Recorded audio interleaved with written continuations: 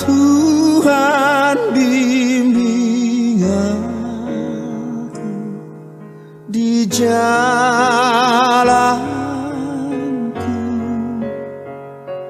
sehingga ku selalu bersamamu.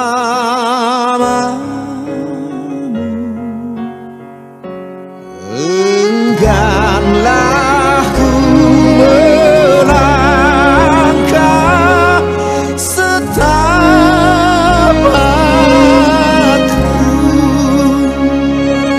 apabila kau tak ada di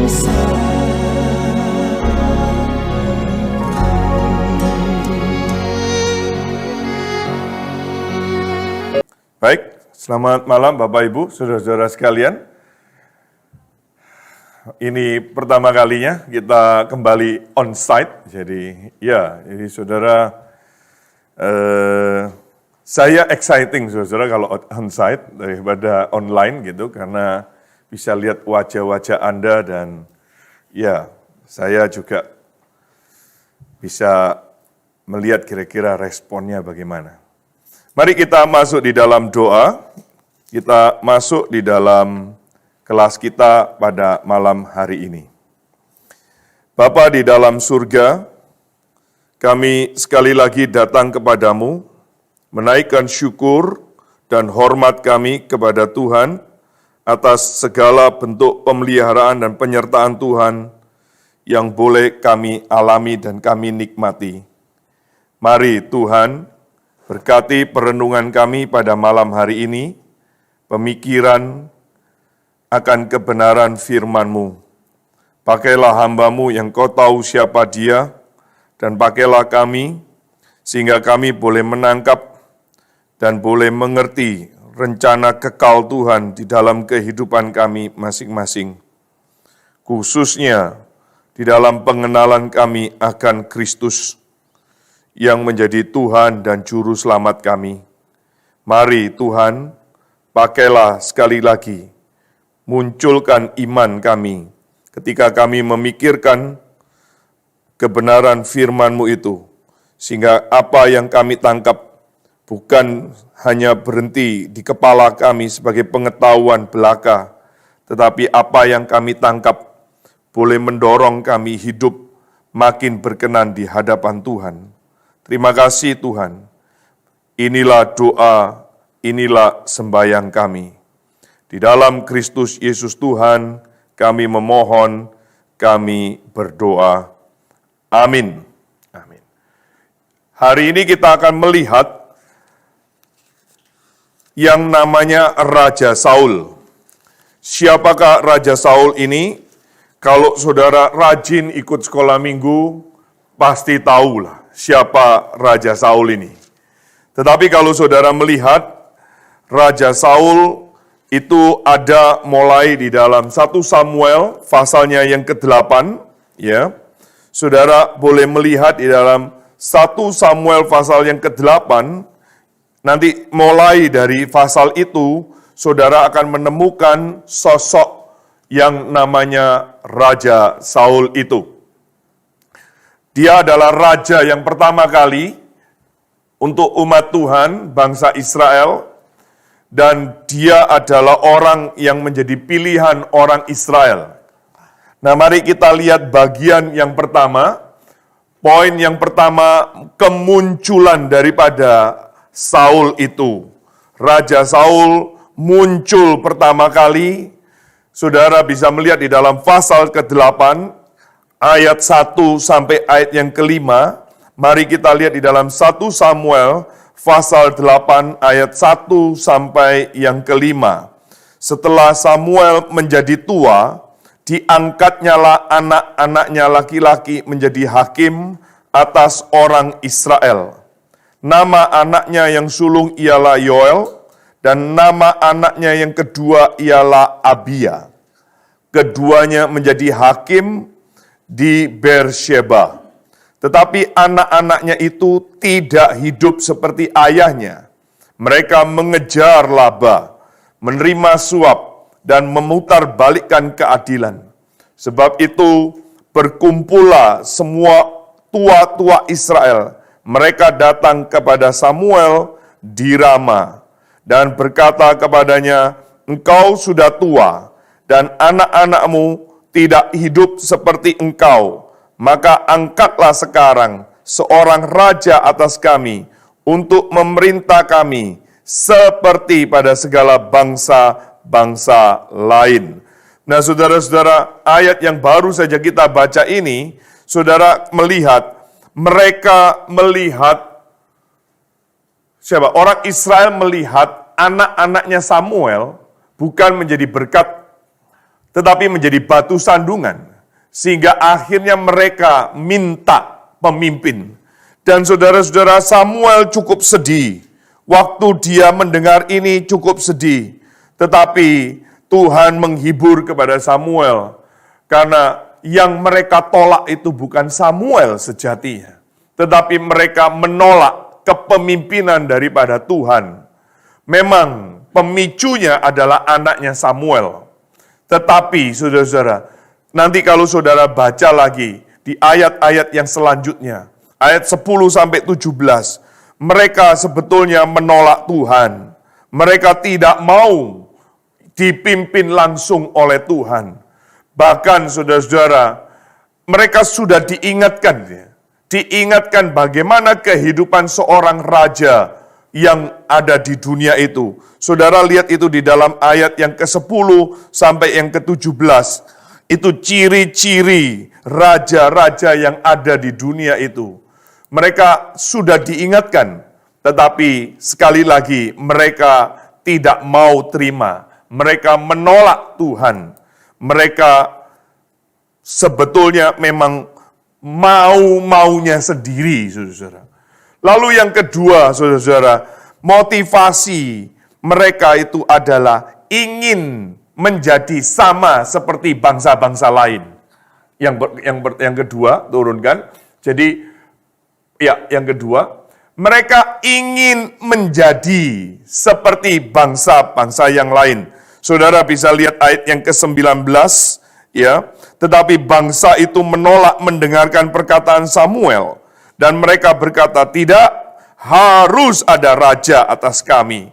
Maka kami pun akan sama seperti segala bangsa-bangsa lain. Raja kami akan menghakimi kami dan memimpin kami dalam perang." Mereka ingin seperti bangsa-bangsa lain. Demi menjadi sama seperti bangsa lain, mereka rela kehilangan hak istimewanya. Mereka rela hartanya nanti dikasih persembahan kepada raja. Rasa amannya, ya, arah, identitas, tujuan mereka itu adalah Tuhan sendiri, tetapi mereka nggak mau. Mereka mau ada raja yang seperti bangsa-bangsa lain. Bapak, Ibu, saudara-saudara sekalian, ini pelajaran penting bagi kita, ya. Bagi kita sekalian, ada kalanya, ya, saudara, ya. Ada kalanya, ya. Tuhan itu membiarkan kita menempuh jalan yang kita mau. Ada kalanya Tuhan kasih itu, ya. Apa yang saudara pilih, Tuhan kasih, saudara. Tetapi, saudara, jangan lupa, Tuhan juga tahu bahwa itu sebetulnya kita menghancurkan diri sendiri. Orang Israel tidak mau dipimpin Tuhan. Mereka perlu daging, Tuhan kasih daging. Mereka perlu minum, Tuhan kasih minum. Mereka perlu keteduhan, Tuhan kasih keteduhan. Mereka perlu kerasa aman, Tuhan kasih perlindungan. Tetapi mereka menolak. Mereka menolak pemerintahannya Tuhan. Dan Tuhan kasih, saudara. Kita sudah belajar beberapa kali, waktu orang Israel minta daging, Tuhan kasih daging. Tapi setelah itu apa? Dimatikan orang-orang yang dikasih daging. Mereka yang minta Tuhan, Tuhan beri. Sepertinya berkat itu melimpah. Tetapi saudara-saudara, setelah itu mereka mati. Maka saudara-saudara, hati-hati. Kadang-kadang kita mau-maunya sendiri. Tidak mau Tuhan pimpin. Dan kadang-kadang kita rasa berhasil. Kita rasa tidak ada masalah. Tetapi saudara-saudara, ada konsekuensi Yang nanti kita akan lihat bagaimana mereka menuju kemerosotan demi kemerosotan, kemerosotan demi kemerosotan, dan akhirnya mendukakan hati Tuhan. Maka saudara-saudara ya, hati-hati. Lalu mereka memilih yang namanya Saul. Nanti kita akan lihat. Mereka pilih Saul. Saul itu, tampangnya ganteng. Tampangnya gagah. Satu kepala, ya, bahunya satu kepala dari rata-rata orang Israel. Berarti ini perawaannya tinggi. Ini kalau jadi peragawan ya, di Citayam dia pasti laris saudara ya, pasti menjadi viral gitu ya. Karena apa? Ini orang ganteng sekali.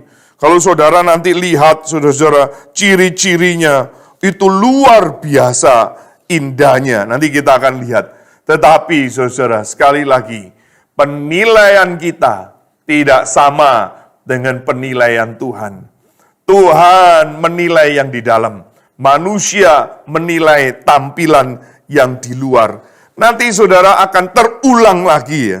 Di dalam pasal 16, saudara akan menemukan ya, Samuel pun saudara, waktu disuruh mengurapi Daud, ya, Samuel itu menduga kakaknya Daud, ini loh, ini orangnya, ini pasti orangnya. Tuhan bilang no. Ini orangnya, no.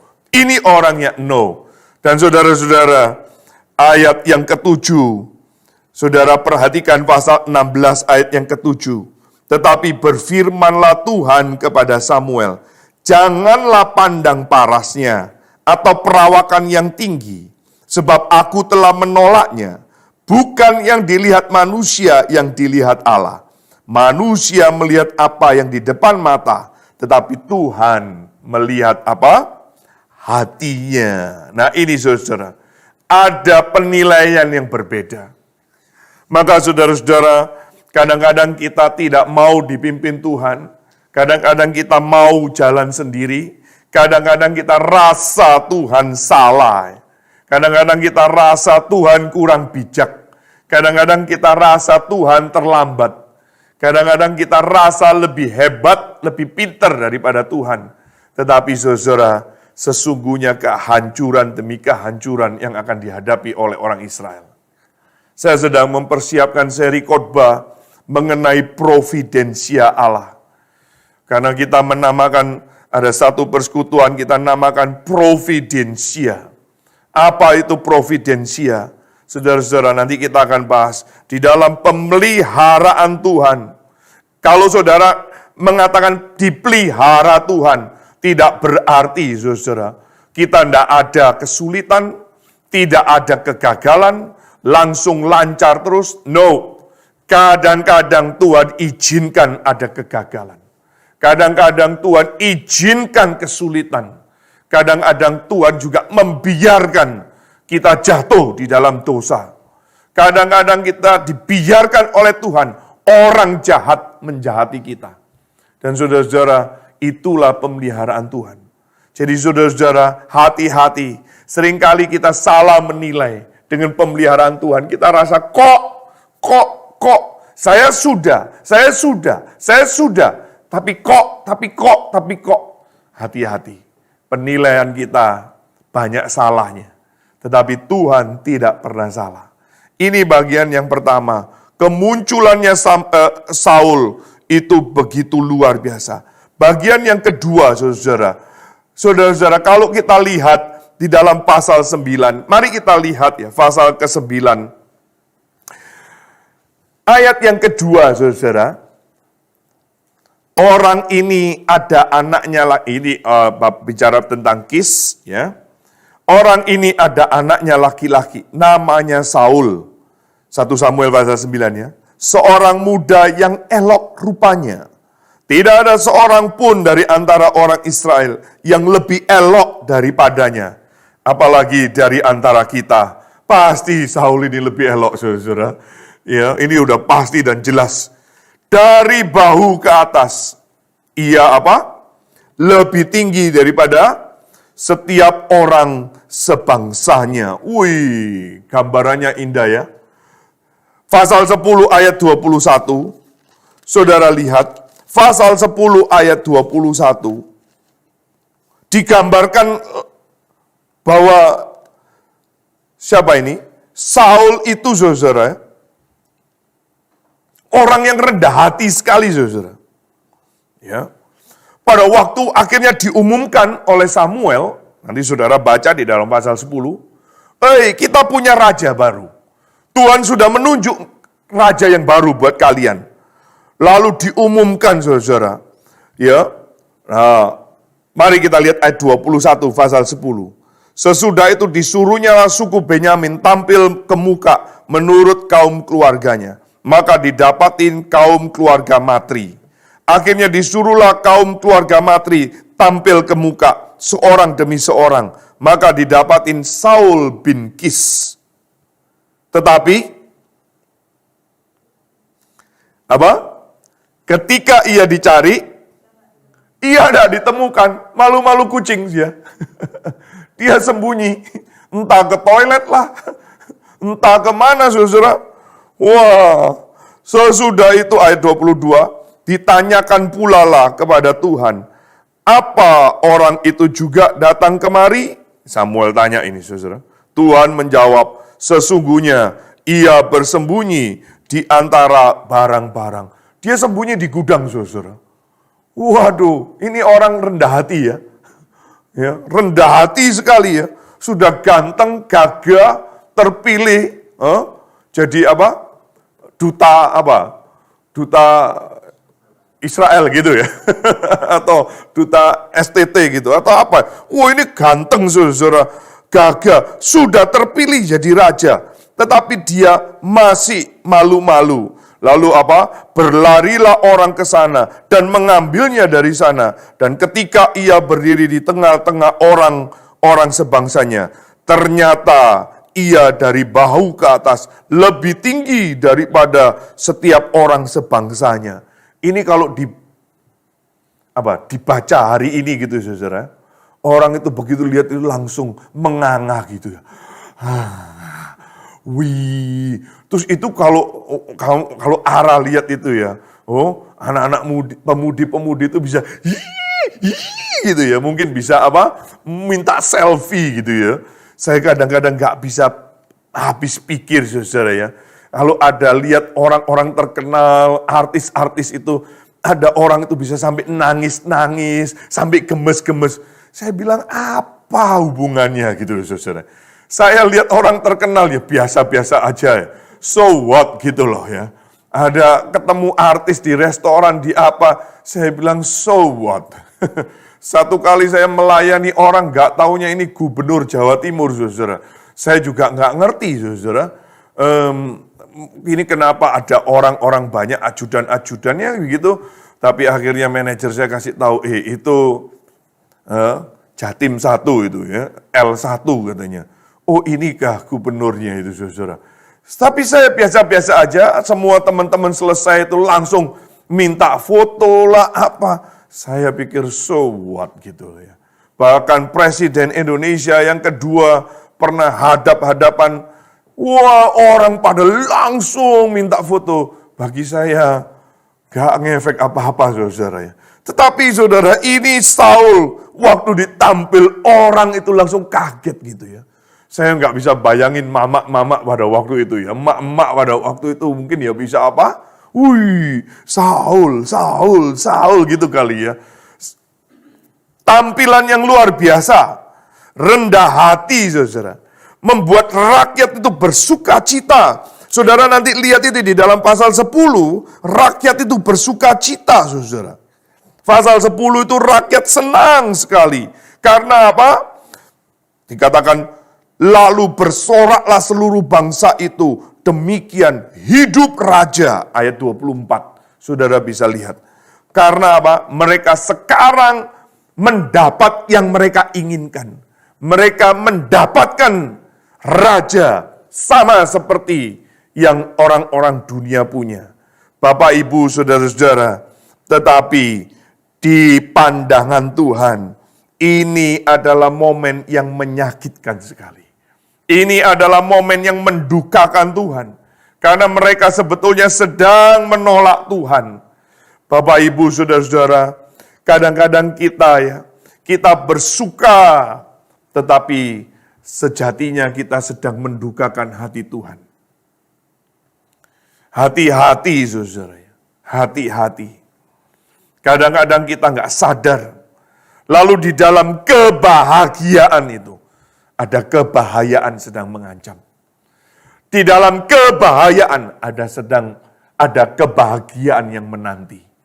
Saudara-saudara, ada orang yang suka prank, dia ngeprank, dia prank itu saudaranya. Pada waktu di prank dengan wajah yang menakutkan sambil bawa pisau begini. Maka sang adik atau sang kakak atau siapa istrinya saya tidak tahu di dalam video itu. Di prank langsung lari teriak ketakutan. Lalu ketawa-ketawa, yang video pun ketawa-ketawa. Dia saking lari ketakutannya, saya lari saudara. Langsung lari keluar rumah. Dan tiba-tiba dihantam oleh mobil. Langsung dilindas oleh mobil. Dan dia ada di bawah mobil. Awalnya bercanda, tetapi ujungnya apa? Maut, saudara-saudara. Maka saudara-saudara dan saya juga harus hati-hati. Kadang-kadang kita bersuka, saudara tetap harus waspada. Di dalam pengkhotbah dikatakan, di dalam hati yang bersuka, juga ada kedukaan. Maka itu langsung pengkhotbah mengatakan lebih baik ke rumah duka daripada pesta, ke rumah pesta. Saudara, hati-hati. Jangan-jangan di dalam kesukaan kita sedang mendukakan Tuhan. Tetapi saudara, kita seringkali nggak mau mengijilin, padahal itu menyenangkan Tuhan. Satu jiwa bertobat, malaikat di surga bersorak. Kita malas menginjili. Kita tidak suka mengabarkan Injil. Padahal itu menyenangkan hati Tuhan. Tetapi seringkali kita mau senangkan diri. Tetapi pertanyaannya, itu mendukakan Tuhan atau tidak? Ini yang kedua. Yang ketiga, saudara, kita lihat tentang Saul ini. Saul ini, saudara, kalau saudara lihat, setelah pasal 10 dia diangkat jadi raja. Pasal 11, dia pulang, saudara. Lalu ada dapat kabar WA dari temannya. Kami diancam. Diancam oleh siapa? Nahas, orang Amon itu. Mereka mengancam akan menghabiskan siapa ini? Yabes. Saudara-saudara, lalu Saul itu, saudara, dengar kabar itu, marah sekali, lalu kumpulkan orang Israel melawan orang siapa ini? Nahas, orang Amon. Dan di situ, saudara, roh Tuhan turun kepada Saul. Dan akhirnya Tuhan menyerahkan orang-orang Amon itu kepada Saul. Ini satu prestasi, saudara. Ini prestasi. Sehingga Saul muncul rasa pede itu, saudara. Orang Israel merasa, kita nggak salah pilih. Kalau saudara lihat ini, mereka ini langsung senang sekali. Tetapi saudara-saudara, nggak lama setelah itu, pasal 13, Saul justru terjerumus dalam kesalahan yang fatal, saudara. Akibat apa? Rasa pedenya itu. Sehingga dia tidak sabar. Di dalam pasal 13 ini, Samuel sudah kasih tahu di dalam pasal 12, kamu tunggu dulu, kamu pergi dulu, ya. Nanti aku akan nyusul, hari yang ke-7 aku akan pergi ke Gilgal. Tetapi saudara, Saul tunggu Samuel, tidak datang-datang. Hari pertama tidak datang, 2 tidak datang, 3, 4, 5, 6, 7. Bahkan tentara orang Israel sudah mulai kecut hati dan sebagian pergi meninggalkan dia. Maka Saul tidak sabar, saudara. Langsung, sini. Saudara, mari kita lihat di dalam pasal 13 ayat yang ke-8. Pasal 13 ayat yang ke-8. Sebab itu Saul berkata, bawalah kepadaku korban bakaran dan korban keselamatan itu. Lalu ia mempersembahkan korban bakaran. Baru saja ia habis mempersembahkan korban bakaran, Maka tampaklah Samuel datang. Saul pergi menyongsongnya dan memberi salam kepadanya. Tetapi kata Samuel, "Apa yang telah kau perbuat?" Jawab Saul, "Karena aku melihat rakyat itu berserak-serak meninggalkan aku, dan engkau tidak datang pada waktu yang telah ditentukan, padahal orang Filistin telah berkumpul di Mikmas. Maka pikirku, sebentar lagi orang Filistin akan menyerang aku di Gilgal, padahal aku belum memohonkan belas kasihan Tuhan. Sebab itu aku memberanikan diri, lalu mempersembahkan korban bakaran." Saudara, bagian ini prestasi yang tadi dicapai di dalam pasal 12, justru itu menjerumuskan dia. Dia pede, tetapi pede ini, saudara, pasal 11 ya, pede ini akhirnya membawa dia memberanikan diri, membawa korban. Saudara-saudara, korban itu yang boleh hanya imam. Tidak boleh raja, hanya imam. Saudara-saudara, lalu kalau saudara tanya, loh Samuel itu apa? Samuel itu juga imam. Samuel itu juga hakim. Samuel itu juga nabi pada saat itu. Saudara, tindakan korban itu hanya boleh oleh imam-imam. Tidak boleh orang sembarangan. Raja pun tidak boleh. Dan persembahan korban bagi orang Israel, tadi dia mengatakan, aku belum meminta apa? Belas kasihan Tuhan. Itu bukan upaya untuk suap, saudara. Kalau di dalam percayaan bangsa-bangsa yang di luar Israel, mereka berhala, itu menyuap, memberikan korban sesuai apa yang mereka minta, apa yang diinginkan, lalu diberikan, juga memenuhi keinginannya itu. Tetapi tidak demikian konsep korban di dalam orang Israel. Konsep korban di dalam orang Israel adalah memohon belas kasihannya Tuhan. Jadi saudara, makanya dia mengatakan, saya belum memohon belas kasihan Tuhan, ayat 12. Maka aku memberanikan diri mengambil alih. Saudara-saudara, ini sekali lagi menjerumuskan dia dan berakibat fatal. Fatal sekali, saudara. Lalu saudara-saudara, mungkin saudara tanya ya, kenapa kok mereka harus nunggu siapa? Samuel. Iya, kehadirannya Samuel itu penting, bukan cuma untuk memimpin membawa korban. Tetapi nanti saudara, dia juga akan memberikan strategik perangnya. Mari kita lihat di dalam pasal 10 ya. Pasal 10 ayat yang ke-8. Mari kita lihat, pasal 10 ayat yang ke-8. Ini pesannya Samuel, saudara.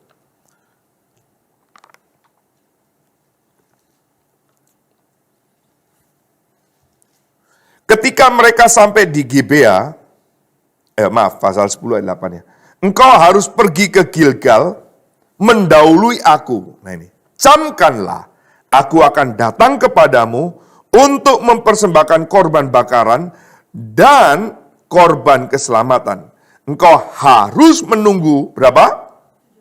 7 hari lamanya. Sampai aku datang kepadamu dan apa?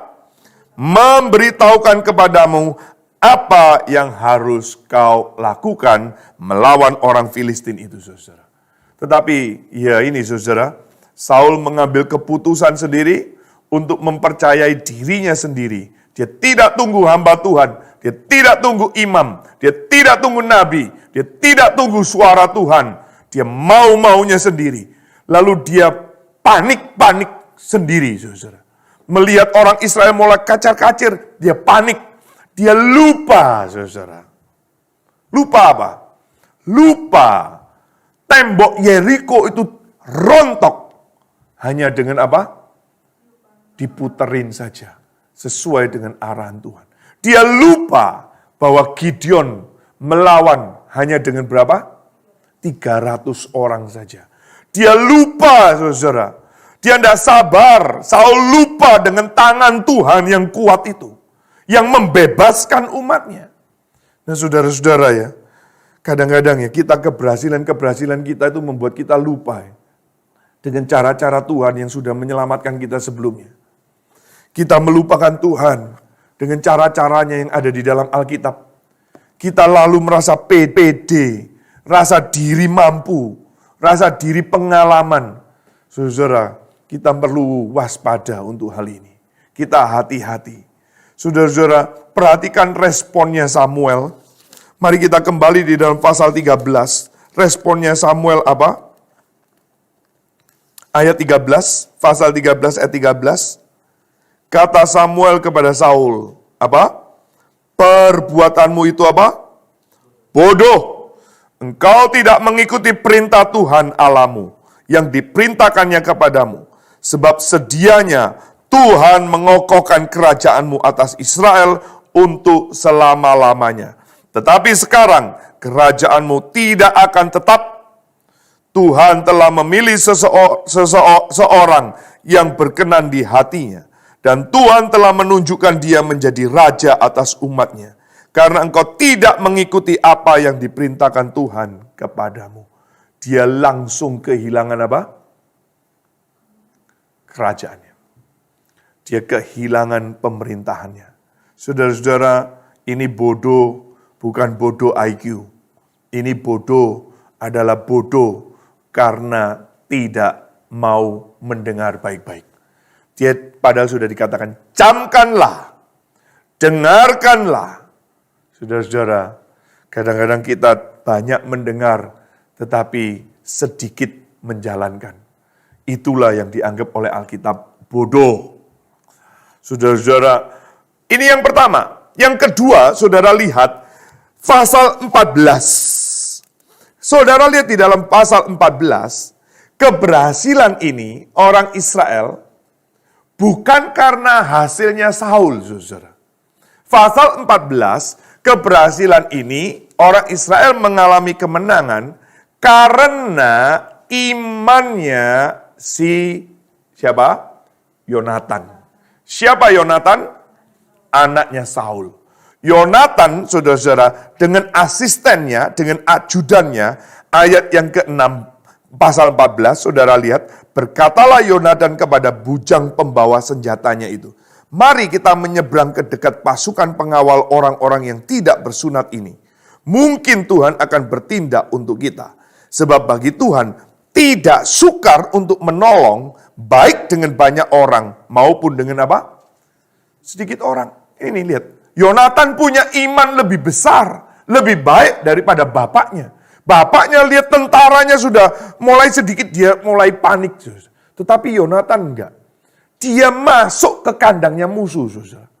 Dia nanti masuk, asistennya bilang, ya aku ikut aja.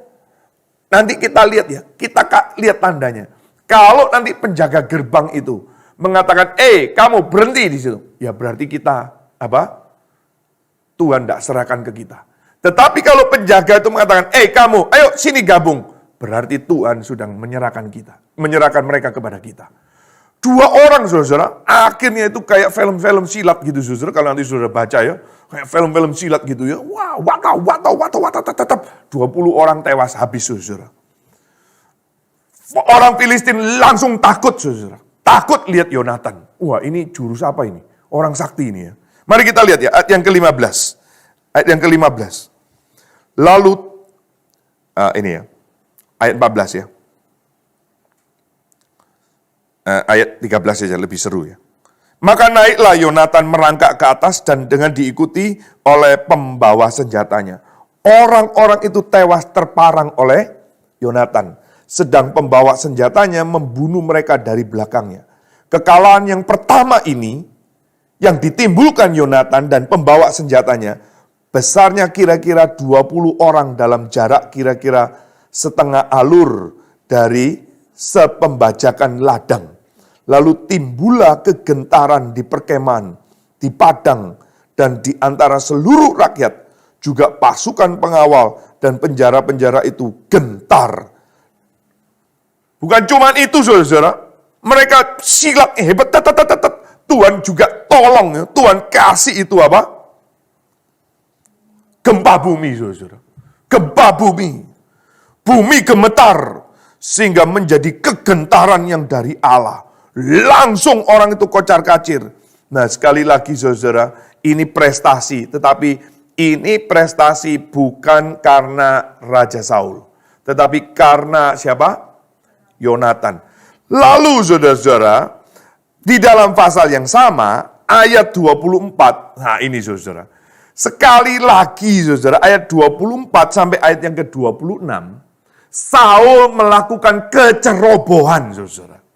Saul melakukan kecerobohan, yaitu apa? Mengeluarkan kalimat kutuk. Orang Israel langsung bangkit karena orang Filistin takut. Ayo kejar, siapa yang makan ya, kita akan bunuh. Harus habisin dulu orang Filistin, tidak boleh ada yang makan. Saudara-saudara, mereka habisin orang Filistin sampai kelelahan saudara. Karena apa? Kelaparan kayak kita sekarang ini ya, masih sebagian kita lapar, sehingga ikut kelas juga kedinginan saudara ya. Berbahagialah engkau yang online, karena engkau tidak merasakan kedinginan, dan dengar online pun sambil makan-makan mungkin ya saudara. Sisakanlah untuk saya dan kirimlah ke saya, karena GoFood juga ada. Saudara, mereka tidak boleh makan, harus bantai dulu. Tetapi yang namanya siapa? Yonatan, nanti anaknya saudara, lihat ada sarang madu saudara. Dia bukan ke supermarket, saudara. Lihat ada sarang madu, ambil madu, dimakan madu. Lu, orang Israel ketakutan. Karena apa? Ada perintah. Siapa yang makan, dia akan dibunuh. Saudara-saudara, Yonatan mengatakan, bapakku itu nggak ngerti ya. Lihat, kamu nggak tahu ya. Berapa kuatnya saya. Setelah saya makan, mata saya itu jadi apa? Lebih terang dan saya lebih kuat. Saudara, akhirnya orang Israel juga sama makan saudara. Dan saudara, orang Israel menang. Nah, sekali lagi saudara ya, Saul ceroboh. Tindakannya ini tidak hanya mengancam siapa? Yonatan, tetapi juga mencelakakan umat Tuhan. Nah, ini saudara. Saudara-saudara, di sini kita lihat ya, dia hampir saja menghabisi anaknya dan juga orang Israel. Sekali lagi saudara-saudara, awal yang manis dipilih menjadi raja lebih tinggi satu kepala dari rata-rata orang. Penuh dengan kerendahan hati. Tetapi saudara lihat, mulai kecerobohan demi kecerobohan, kemerosotan demi kemerosotan, menjerumuskan dirinya, mendukakan hati Tuhan, membahayakan umat Tuhan. Saudara-saudara, hati-hati ya. Kita perlu membangun kewaspadaan ini. Di setiap pencapaian, saudara dan saya harus membawa diri semakin gentar kepada Tuhan. Kadang-kadang kita bangga dengan pencapaian.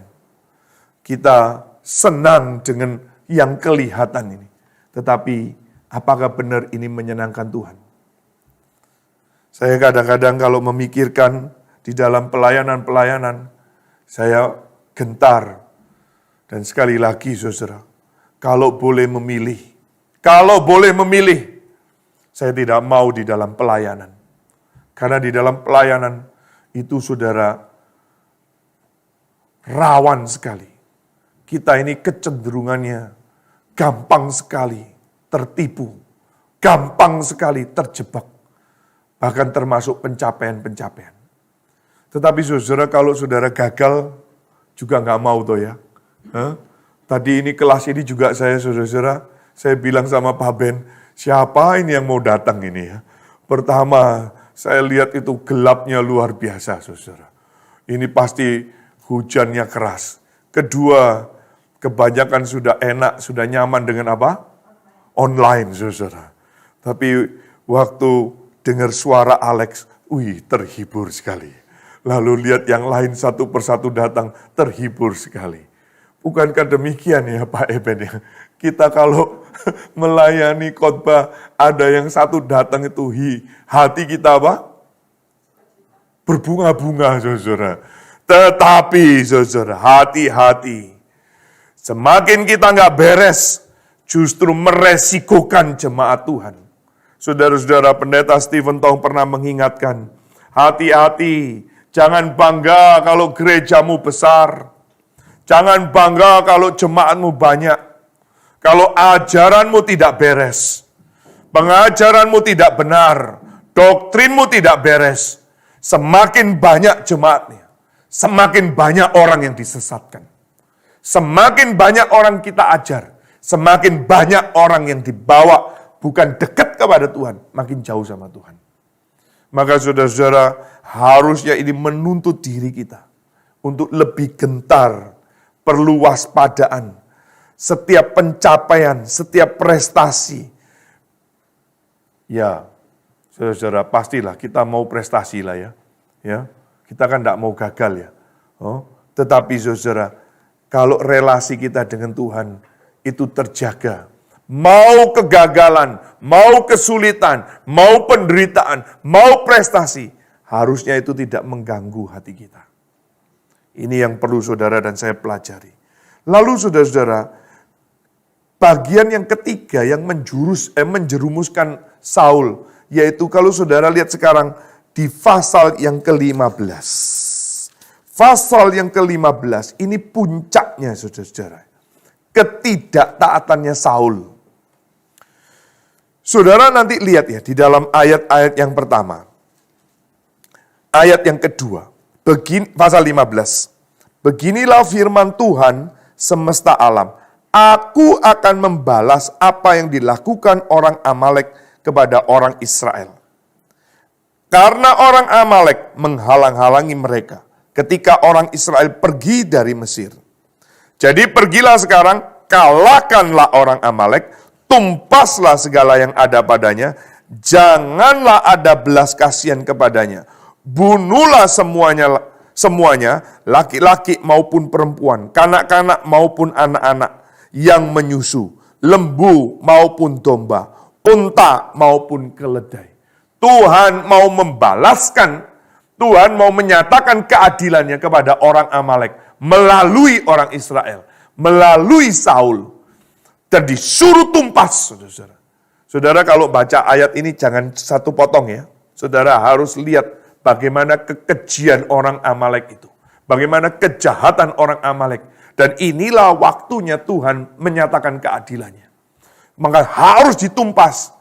Apa saudara-saudara yang dilakukan oleh Saul? Saudara nanti lihat ayat yang ke-9.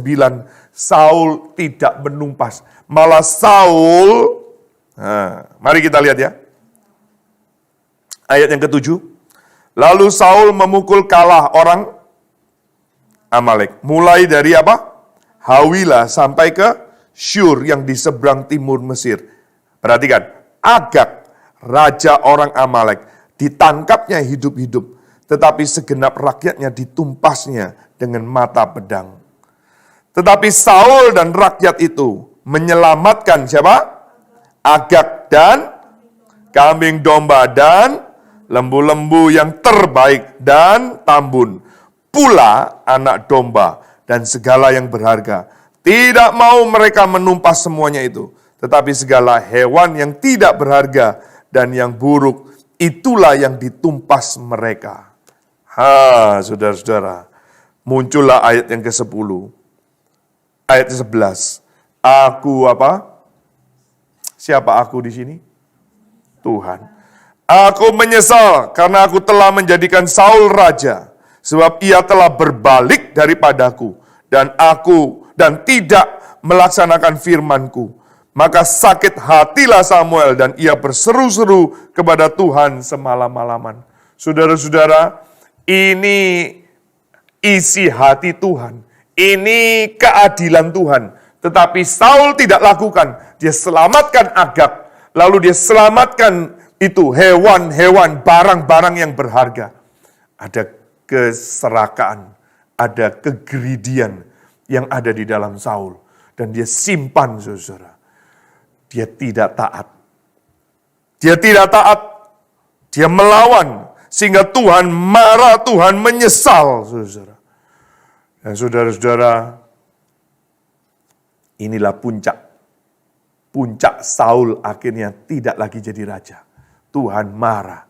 Langsung kalau saudara baca pasal 16. Langsung dipersiapkan siapa? Daud. Daud langsung naik. Saudara-saudara, Daud naik, Saul memerintah 42 tahun, saudara. Bukan 3 hari ya, kayak Kapolda yang 3 hari itu, saudara. Enggak loh. Dia 42 tahun, saudara. 42 tahun. Langsung sejak itu diangkatlah Daud. Ya saudara-saudara, kemudian Tuhan mengangkat Daud sebagai raja menggantikan Saul. Dan saudara-saudara kalau baca lagi pasal-pasal selanjutnya, saudara tidak akan menemukan prestasi lagi. Saudara hanya menemukan apa? Saul iri sama Daud. Saudara-saudara, satu kali Daud datang bawa rantang karena Gojek gak ada. Dia bawa rantang kirim makanan saudara untuk kakak-kakaknya. Lalu waktu dia datang di medan perang, dengar ada yang namanya siapa? Goliat. Ini Tuhan tuh sense of humornya tinggi ya. Orang Israel tadi dikasih tinggi apa? 1 bahu ya. Sekarang dikasih lebih tinggi daripada siapa? Saul. Lalu Saul gemeteran saudara. Itu Goliat itu 3 meter saudara ya. Kira-kira. Ini paling ya 2,5 meter lah. Ya, mungkin 3 meter kali ya ini ya. 3 meter lah ya. Tapi kalau saudara lihat orang yang 3 meter itu bahunya Goliat itu 1,5 meter saudara. Bayangin tuh masuk pintu sini ya bisa miring begini saudara. Dan bisa dingkluk itu. Gede sekali. Orang Israel ketakutan. Lalu Daud bilang, ini siapa orang yang tidak bersunat kok menghina Tuhan? Kok dibiarkan? Lalu saudara-saudara Daud apa? Menawarkan diri. Langsung kirim dia Google Form-nya itu. Apply untuk mau ngelawan siapa itu? Goliat. Saul bilang, loh nak kamu ini, saya ini biasa perang. Kamu nggak tahu ini orang ini biasa perang. Nggak, saya biasa. Tuhan kasih kesempatan saya lawan beruang, lawan singa, saya robek tuh mulutnya. Oke lah. Toh nggak rugi ya, mati 1 anak aja ya. Maka saudara-saudara Daud dikasih bajunya Saul, kedodoran, kegedean saudara. Ya bagaimana itu? Saul sendiri sudah apa? 1 tinggi lebih rata-rata ya, apalagi Daud yang masih waktu itu masih muda. Daud akhirnya cuman bawa 5 batu, cuman 1 kali lemparan, masuk. Buk, matilah siapa itu? Goliat. Lalu dipotong itu, dipenggal Goliat. Wah, nah saudara-saudara, sebelumnya Saul mengatakan, siapa yang bisa lawan, tak kasih hadiah. Hadiahnya apa? Bukan piring cantik, saudara. Tapi apa? Putri cantik, saudara. Hadiahnya siapa? Anaknya Saul. Maka saudara-saudara Daud ini lumayan ya. Habis menangin Goliat dapat apa? Nyonya, saudara. Makanya kamu kalau mau dapat nyonya harus ngalahin Goliat dulu. Ya. Akhirnya saudara-saudara, wih seneng ya. Tapi pada waktu pulang, denger sorak-sorai dari emak-emak. Emak-emak itu bersorak-sorai. Yo, Saul mengalahkan ribu-ribu. Daud mengalahkan laksa-laksa. Wih, Saul panas saudara-saudara telinganya. Hatinya berdebar, dia marah. Sejak itu saudara akan membaca keirian dan keirian, kedengkian kepada siapa? Siapa Daud? Anak mantunya saudara. Saudara belum menikah ya. Wih, tanya yang menikah itu ya. Wih, kalau saudara punya musuh mertua sendiri itu kan bagaimana saudara? Bisa bayangin gak sih? Waduh saudara, tinggal sama mertua itu aja sudah gak nyaman saudara. Saya itu punya orang tua kalau sudah datang ke rumah saya bilang, Mak, ya ini rumahku, ini aturanku, oke? Jangan otak-atik, jangan roba-roba. Itu mama saya sendiri, termasuk mertua saya. Wih, ini jangan ini live ya, lupa nanti mertua saya dengar repot ini saudara, ini bisa urusannya panjang nanti di rumah. Ya saudara, yang musuh ini adalah mertua sendiri, bayangin. Dan saudara tahu nggak, Saul itu depresi. Tuhan itu kirim dia itu roh jahat. Dan akhirnya Saul itu supaya dia bisa tenang itu harus kasih lagu. Cereng, cereng, cereng. Nah, siapa yang bisa main? Alex waktu itu masih kuliah. Nggak bisa main. Alfi nggak jelas bisa main atau enggak. Melki nggak tahu juga bisa main apa. Dia mungkin bisa main tamborin. Akhirnya dipanggil siapa itu? Daud. Daud main, saudara. Wih, kalau Daudnya main itu, Saul itu bisa apa? Bukan terbang tinggi gitu, saudara. Melayang tenang. Tetapi saudara, kalau dia lagi kesetanan, ambil tombak, lempar lagi ke Daud. Bayangin saudara. Nah sekali lagi Daud, untung pinter silat saudara. Sehingga waktu ditombak dia bisa ngeles. Yes. Sampai puncaknya saudara, Daud dikejar oleh siapa? Mertuanya sendiri. Dikejar-kejar saudara-saudara. Saudara nanti akan lihat bagaimana dia menghabiskan energinya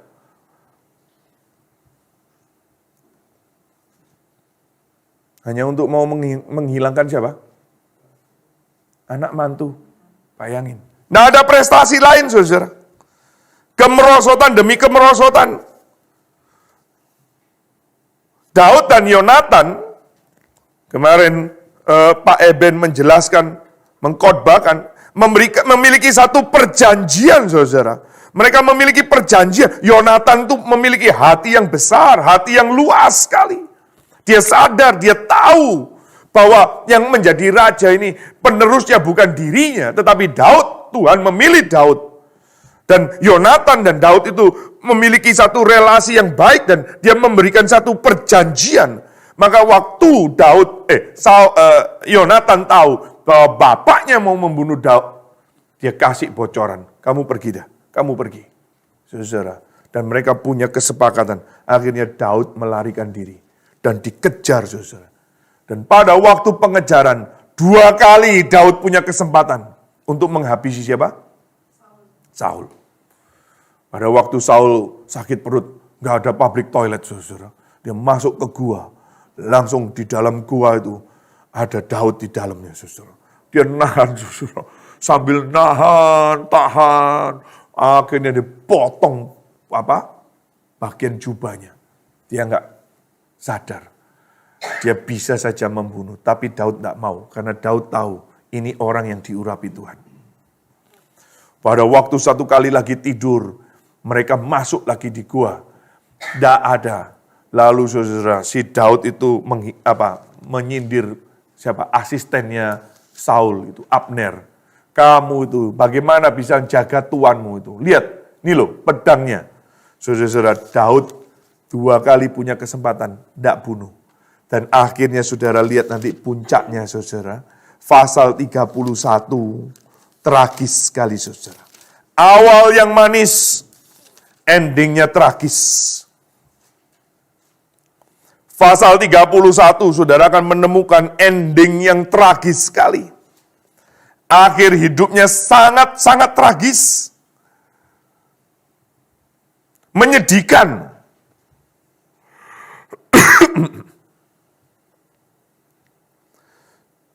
Saul kalah perang saudara-saudara dengan orang Filistin. Lalu dia membunuh dirinya. Bukan cuma membunuh dirinya saudara. Lalu orang Filistin menemukan, loh ini Saul ini. Ini Saul. Kepalanya dia apa? Penggal saudara. Sudah bukan dipenggal saja lalu ditaruh saudara. Ditaruh. Dipacung itu kepalanya di kuil berhalanya Asitoret. Dipermalukan saudara.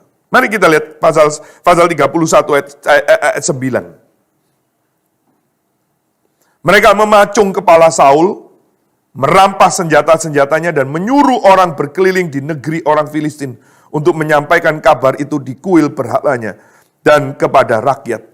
Kemudian mereka menaruh senjata-senjata Saul di kuil Asitoret dan mayatnya dipakukan mereka di tembok kota Betsen. Bapak Ibu saudara-saudara sekalian, Alkitab mengajarkan bahwa kalau kita tidak taat itu tragis. Ketaatan itu bukan pilihan. Ketaatan bukan sebuah pilihan. Alkitab mengajarkan, saudara, ketaatan itu bukan pilihan. Dan Alkitab mengajarkan itu kenapa Kristus ditinggikan oleh Bapa. Karena ketaatannya. Kenapa kita mengalami begini banyak masalah? Karena nenek moyang kita, Adam dan Hawa, tidak taat di taman Allah.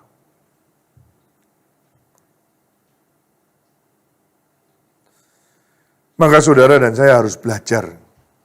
Memang tidak mudah taat. Mari kita lihat di dalam pasal 15, kita kembali pasal 15. Pada waktu Saul tidak taat, pasal 15, ayat 22. Tetapi jawab Samuel, apakah Tuhan itu berkenan kepada korban bakaran dan korban sembelihan, sama seperti kepada mendengar suara Tuhan? Sesungguhnya mendengarkan lebih baik daripada apa? Korban sembelihan. Memperhatikan lebih baik daripada lemak domba-domba jantan. Sebab pendurhakaan adalah sama seperti dosa bertenung, dan kedegilan adalah sama seperti menyembah berhala dan terafim. Karena engkau telah menolak firman Tuhan, maka ia telah menolak engkau sebagai raja. Kita aktif melayani Tuhan, is good. Kita memberikan persembahan, kita berkorban, oh that's good. Kita memberikan waktu kita, oh itu bagus sekali.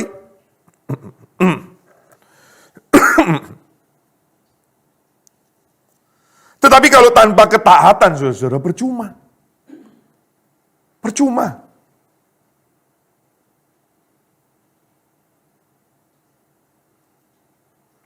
Barusan ini ada teman saya, hamba Tuhan, dia mengatakan, hari ini sulit ya, cari orang yang mau benar-benar pelayanan.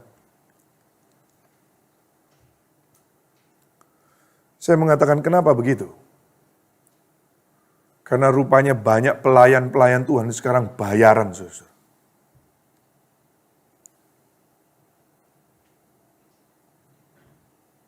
Pemain musik bayaran.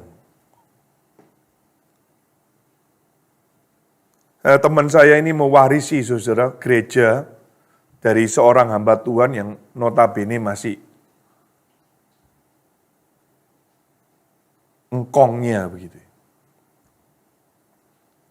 Lalu dia mewarisi gereja ini, dia melanjutkan. Lalu dia nggak tahu, dia lanjutkan pelayanan itu jalan, saudara. Rupanya pemain musik, back singer, semua apa itu?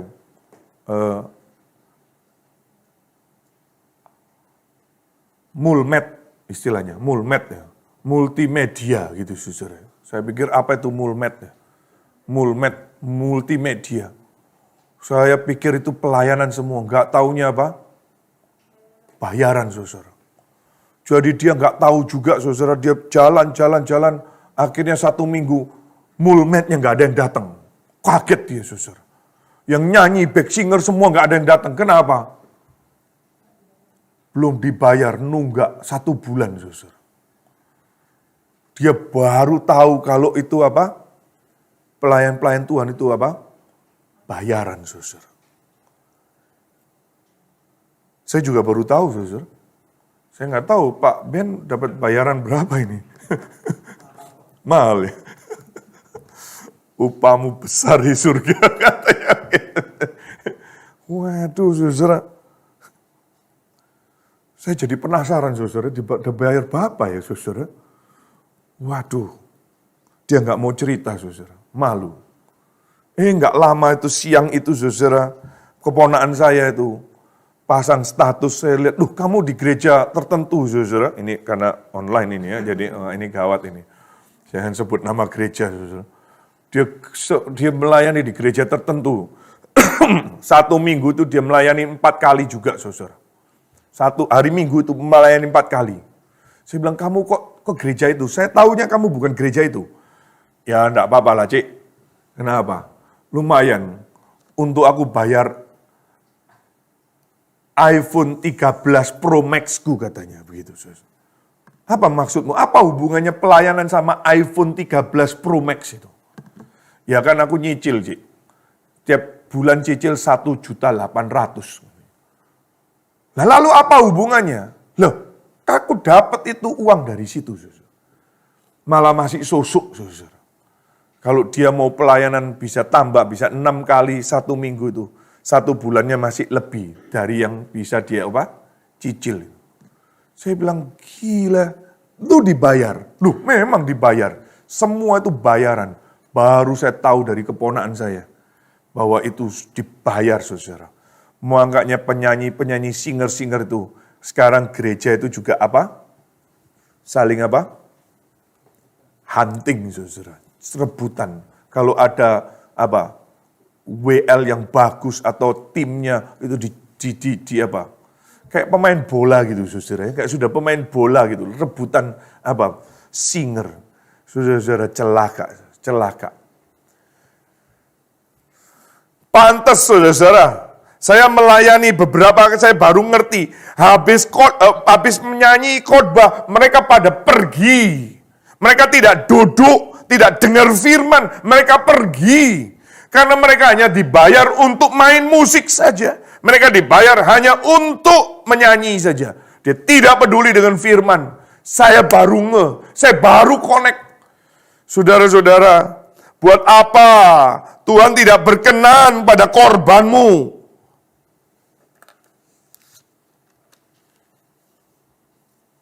Mendengarkan lebih baik daripada korban sembelihan. Memperhatikan lebih baik daripada lemak domba-domba jantan.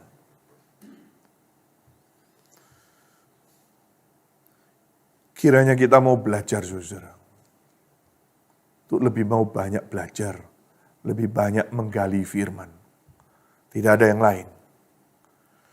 Dan kiranya kita juga waspada, saudara. Hati-hati. Kesombongan.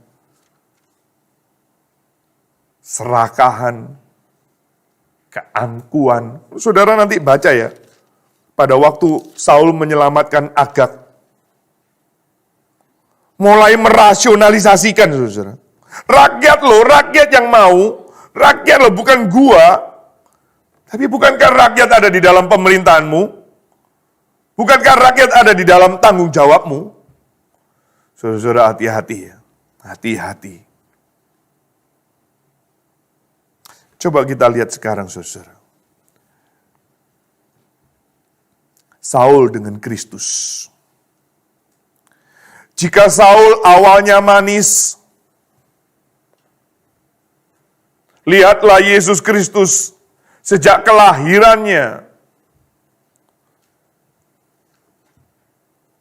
Penuh dengan kesulitan, penderitaan, ancaman, bahaya.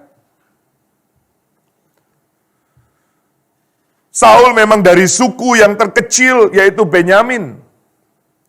Tetapi coba lihat Yesus Kristus. Dari kota yang terkecil Bethlehem.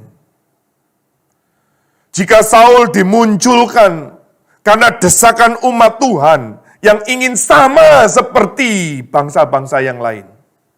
Menjadi sama seperti bangsa lain. Yesus Kristus datang untuk memisahkan engkau dan aku. Yesus Kristus datang untuk mengeluarkan kita dari gelap. Memindahkan engkau dan aku kepada terangnya yang ajaib. Yesus Kristus untuk memberikan pembaruan.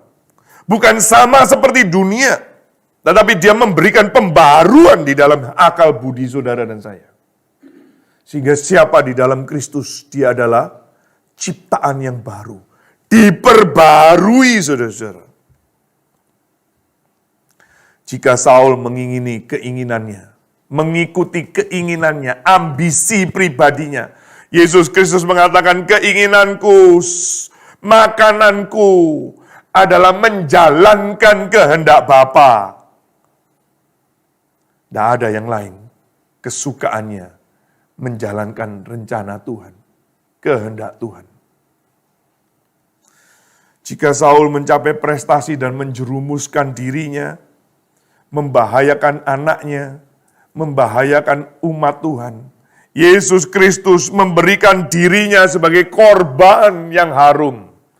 Yesus Kristus justru memberikan dirinya untuk mati di atas kayu salib. Dia memberikan korban yang membebaskan kau dan aku. Tidak ada ambisi diri. Meskipun dia 3 kali berdoa, kalau boleh cawan ini lalu. Tapi saudara, dia mengatakan juga, bukan kehendakku, tapi kehendakmu yang jadi. Beda sekali saudara. Kiranya Tuhan menolong kita, kiranya Tuhan memimpin kita, kiranya Tuhan beranugerah atas setiap kita.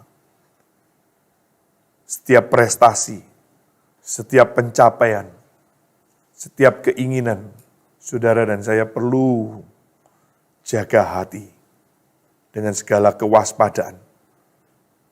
Maka jangan sampai itu justru menjerumuskan kita. Tapi mari kita terus memandang kepada Kristus. Mari kita ikut Kristus. Mari kita lihat apa yang Kristus karyakan di dalam hidup kita. Mari kita berdoa. Kami bersyukur ya Tuhan untuk malam hari ini. Kami bersyukur untuk pimpinan dan penyertaan Tuhan. Kami bersyukur untuk kasih karunia Tuhan. Kami bersyukur untuk berkat-berkat yang Tuhan sudah nyatakan. Termasuk pencapaian-pencapaian. Kiranya itu membawa kami makin dekat kepada Tuhan. Kiranya itu membawa kami makin menyatakan kemuliaan Tuhan. Kiranya itu biarlah terus Tuhan saja yang ditinggikan. Kami makin berkurang-kurang. Tuhan tolong kami, agar jangan seperti Saul. Berikan kami hati yang taat, hati yang baru. Mendengar firman-Mu lebih banyak. Merenungkan dan memikirkan firman-Mu lebih. Daripada korban yang kami bisa berikan. Biarlah kami bukan menjadi pekerja yang upahan, tetapi kami betul-betul mengerjakan kehendak-Mu, menggenapi rencana-Mu di bumi ini seperti di surga. Terima kasih ya Tuhan. Tuhan menolong, Tuhan memakai kami. Di dalam Kristus Yesus Tuhan, kami memohon, kami berdoa. Amin. Amin. Saudara-saudara, kita akan memberikan persembahan syukur sebagai respon kita untuk pemberitaan firman Tuhan, pengajaran firman Tuhan. Kita menaikkan pujian Tuntun Aku Tuhan Allah lewat gurun dunia ini. Tuntun aku Tuhan Allah. Ya. 2, 3. Tuntun aku Tuhan Allah lewat gurun dunia. Kau perkasa dan setia, bimbing aku yang lemah. Roti surga,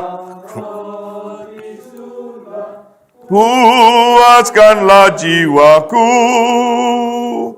Puaskanlah jiwaku. Yang kedua, muka sumber air hidup, kedunyuan jiwaku.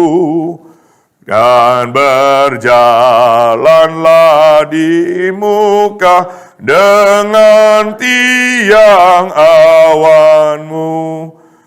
Juru selamat, juru selamat, Kau perisai hidupku. Kau perisai hidupku. Putra atas sungai Yordan, hapuskanlah takutku. Ya penumpas kuasa maut, tuntun aku sertamu. Pujianku, pujianku bagimu selamanya. Bagimu selamanya. Puji Tuhan, Bapak Ibu, saudara-saudara sekalian, saya akan sampaikan untuk minggu depan kita akan membahas Paulus, ya, sama-sama Saul, tapi ada lusnya, saudara. Dan kita akan belajar mengenai pribadi atau sosok Paulus, musuh Injil menjadi pekabar Injil.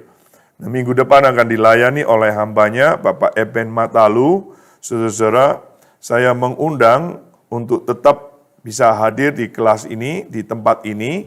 Dan ya, live masih tetap. Sebetulnya kalau boleh saya sarankan, hanya orang-orang yang mungkin sudah usia, atau orang-orang yang jauh dari di luar Pulau Bali, itu bisa mengikuti dari YouTube.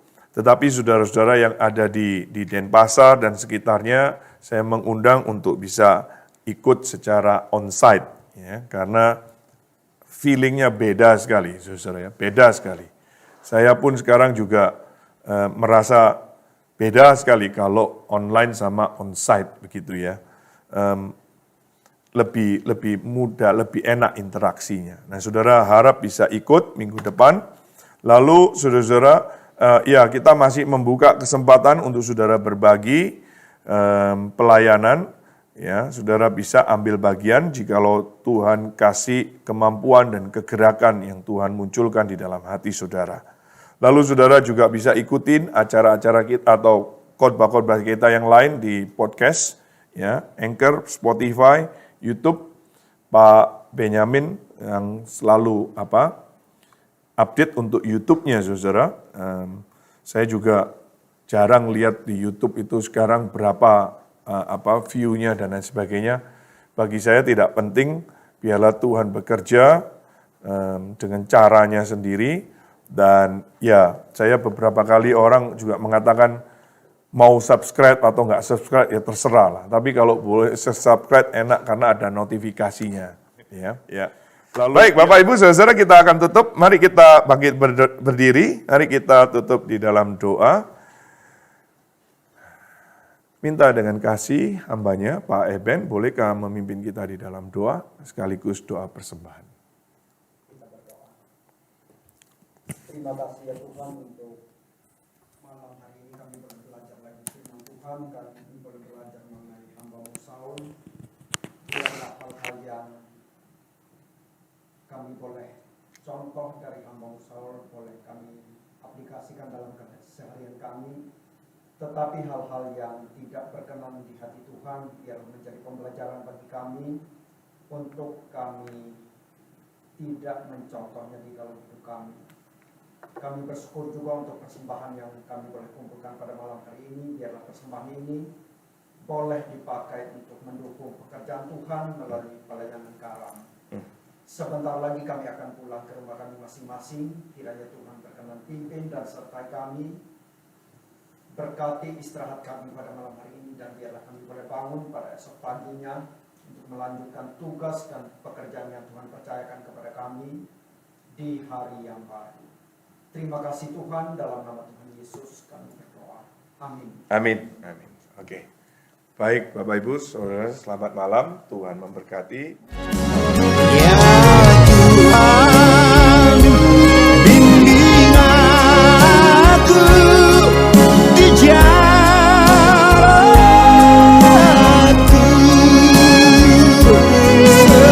sehingga aku selalu